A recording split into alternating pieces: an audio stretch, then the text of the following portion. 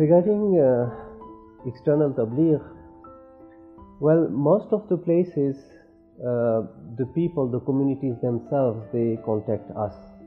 And we receive so many demands from all over the world, and it's obvious that we cannot accommodate all of the demands. So what we do is, we first of all do a needs assessment. We conduct a needs assessment, and after that we prioritize the work. We make sure that there is no duplication and the project has a long-term effect. So for instance, we have the example of Ivory Coast. The community in Ivory Coast was initially, there were less than 100 people, Shias. And this time when we organized the Muharram program there were more than 2,000 people who attended, and it was a very successful program. Like we had also demands from Cuba, from Mexico, and there is a great potential for external tabligh in these countries, but they didn't have the means, and if we would not help them, then they would not have any program during Muharram this year. Within the last 2 years, the World Federation has expanded external tabligh activities in 23 countries, and just during Muharram this year, we had activities in 14 countries. Out of these 23 countries, let's say we take example of Bangladesh. There was a Hawza there in the city of Khulna who was running very well, and the Hawza has produced about 47 very successful scholars so far. Bangladesh is a country where in the last few years 40,000 people have embraced the madhab of Ahlul Bayt alayhi salam. That Hawza, which was running so successfully, was closing down because of financial crisis.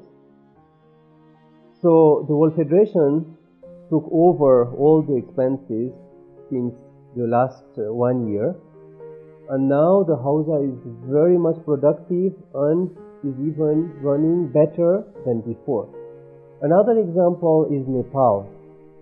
In Nepal, when we established the Islamic Center in Kathmandu, the capital city, there were only 13 refugee families from Afghanistan.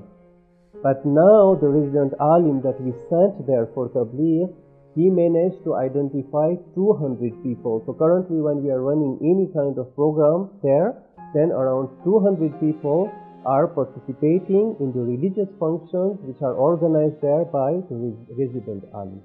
The external tabligh projects are decided according to the needs. So for instance, we send scholars. Scholars are sent for short period, let's say for month of Ramadan, for Muharram, for Arba'een, and also for long term, like we have sent the resident alim to the Islamic Center in Nepal, in Kathmandu.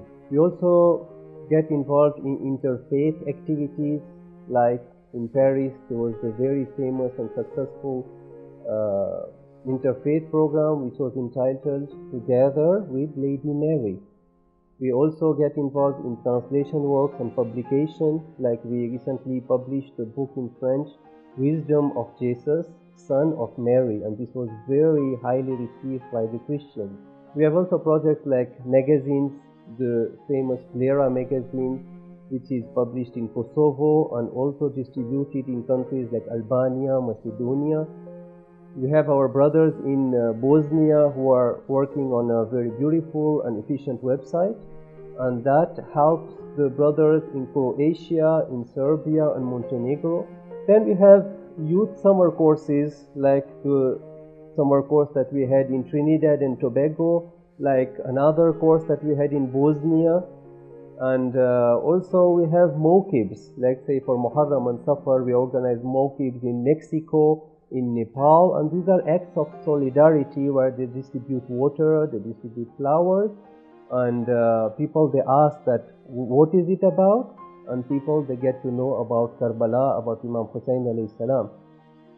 And then some other activities that we do is like blood donation or well drilling projects, and these are so efficient that people, because of these humanitarian projects, they get to know about Islam and they come closer to our religion. And this is the manifestation of the beautiful saying of our sixth Holy Imam alayhi salam when he says that talk to the people without using your tongue. And these activities like blood donation, well drilling, mawqibs, these are activities that are indirectly tabligh, and these are also part of our projects and activities in experimental.